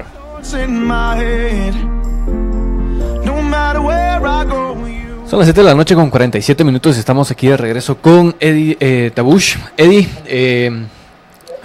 teníamos una línea muy interesante del debate. Sí, quiero agregar un poquito más antes de que se nos acabe el tiempo, porque para mí es una de las cuestiones un poquito más importantes. Yo soy arquitecto.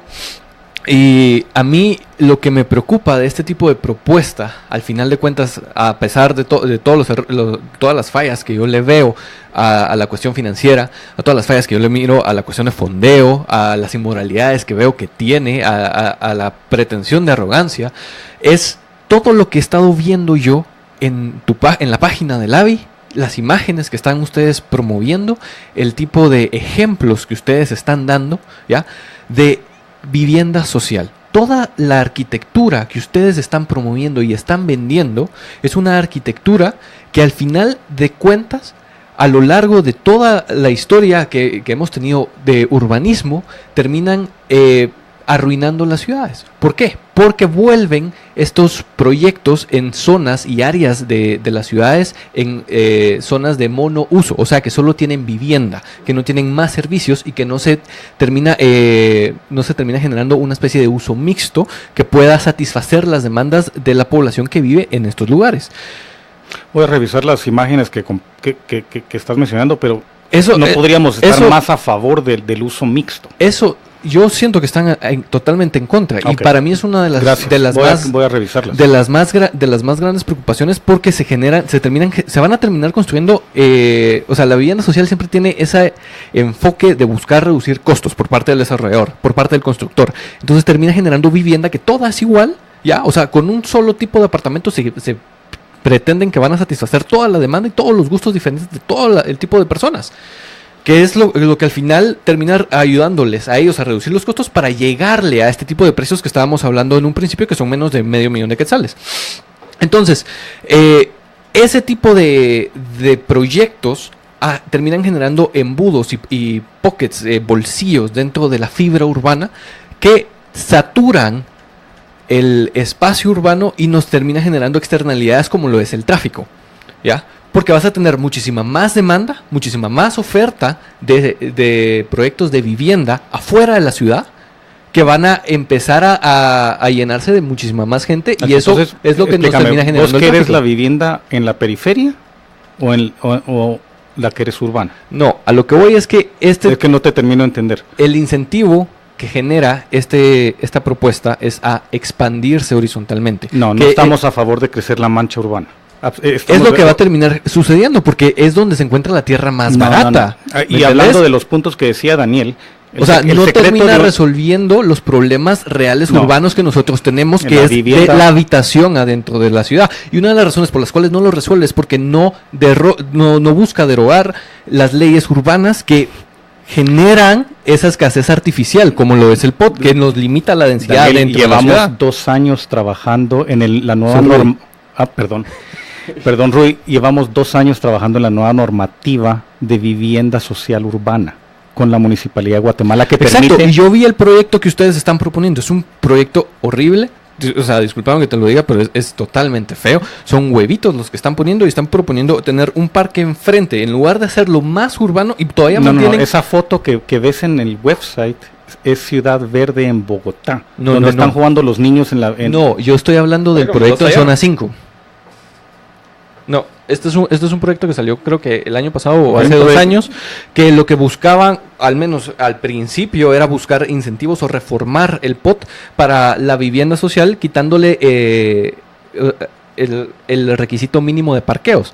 Y es una de las razones por las cuales pudieron tener como más área verde en esa parte. La razón que tenés que quitar los parqueos es porque si vas a hacer vivienda urbana, muy caro.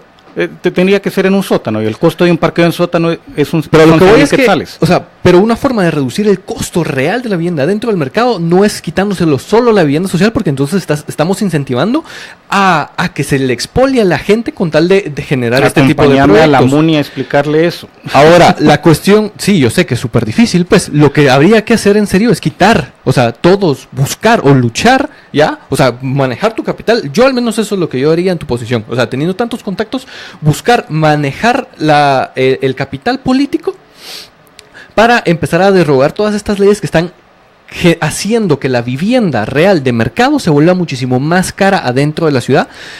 Y eso a la vez lo que generaría es, en serio, un aumento en la productividad real, porque habría muchísimo más trabajos, habría muchísimo más incentivo de construir muchísimo más alto. Y eso al mismo tiempo podría llevar a que la gente, en lugar pensara, o sea, tuviera muchísimo más ingresos. Cuando aumentas la productividad, aumentas el salario real de las personas, y cuando aumenta el salario real de las personas, que es una de las cosas que yo te había comentado antes, que una de las razones por las cuales yo no estoy de acuerdo con ese tipo de iniciativa es porque genera un ahorro forzoso en lugar de generar un ahorro real. El ahorro real es aquel dinero que la gente está dispuesta a guardar en un banco, y no es el ahorro que a la gente le quitan. Entonces, este incentivo de ahorro real lo que va a generar es ajustar la verdadera información de mercado, la verdadera demanda por vivienda dentro de toda la ciudad, iba a decir, pero de por sí dentro de toda Guatemala, de una manera sana. O sea, ¿por qué no buscar alternativas de mercado en lugar de buscar generarle más coerción a las personas? O sea, en lugar de buscar quitarle la capacidad adquisitiva a las personas. Tal vez junto con tu respuesta, Eddie, a la pregunta de Rudy, tus conclusiones, porque yo creo que el programa se presta para más, es un tema, se presta para bastantes, para demasiado, pero para concluir, tu conclusión, Eddie, y tu conclusión, Dani, que todavía lo tenemos en la línea. Rudy, estamos 100% a favor de la vivienda urbana. Vivienda, para que cumpla su misión social, debes tener acceso a educación, salud, comercio, transporte y trabajo. Hace años lo único que querían era que tuviera electricidad, agua y saneamiento. Eso ya es lo mínimo hoy en día. Entonces sí, tenemos que densificar la ciudad. Donde ya hay escuelas, donde hay infraestructura, debemos votar por un alcalde que va a seguir invirtiendo. Tu propuesta no lo hace. Avi no habla de dónde está construida la vivienda, perdóname que te diga.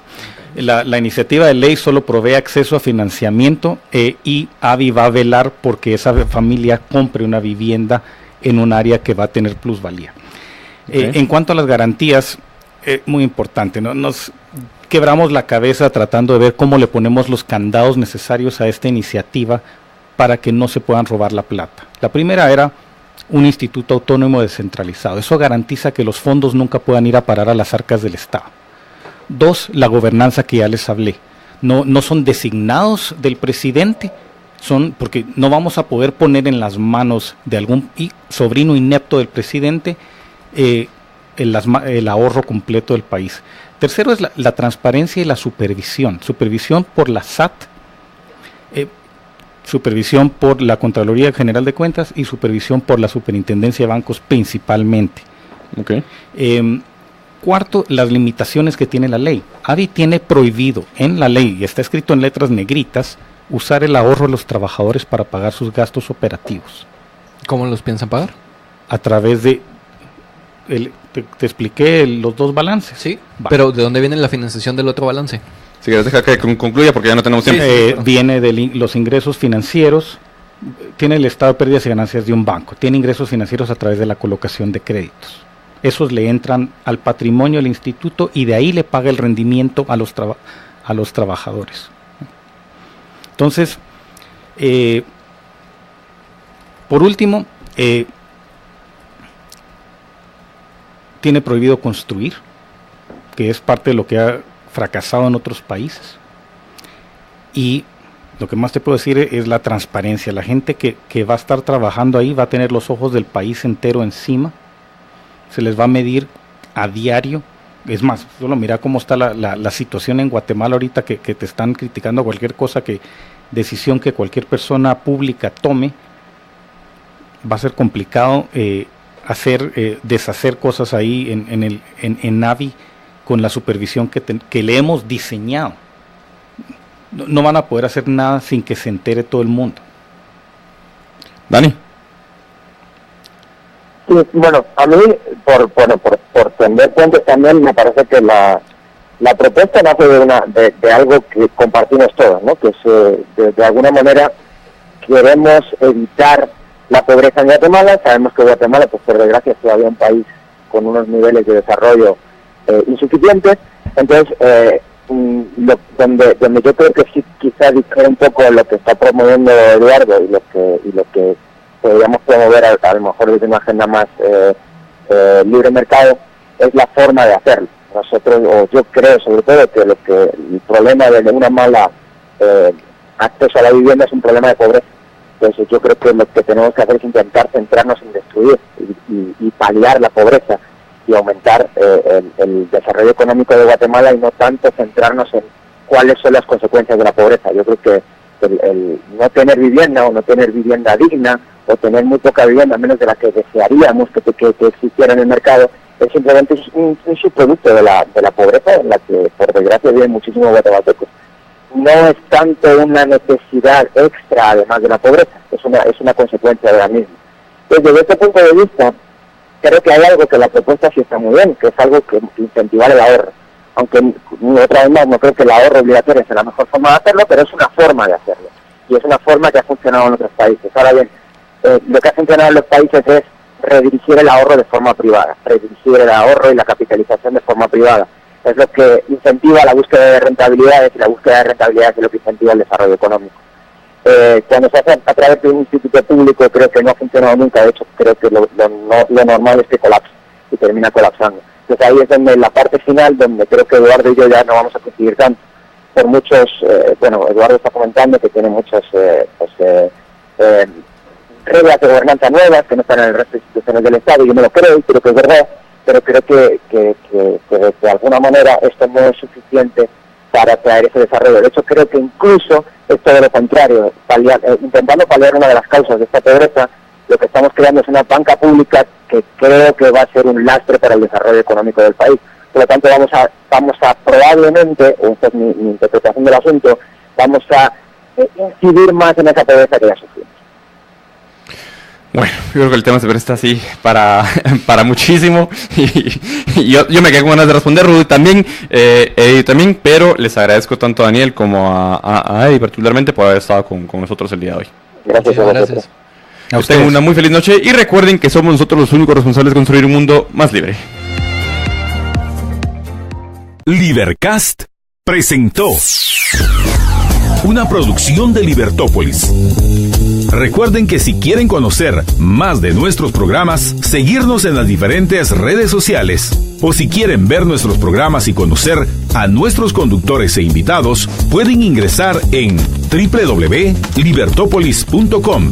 Recuerda suscribirte y dejarnos 5 estrellas para que continuemos trabajando en producir más podcasts de tu interés. Libertópolis, ideas con valor.